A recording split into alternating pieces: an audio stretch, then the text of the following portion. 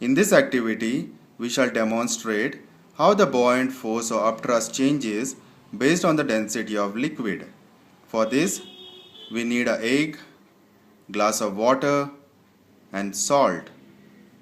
We will put this egg in normal water. The egg sinks. Now we will add 2 spoons of salt to this glass of water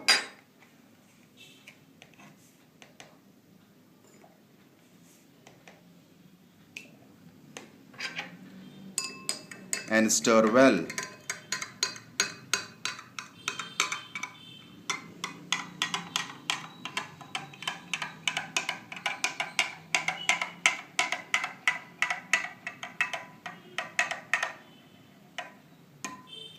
We will put the same egg in the salt water.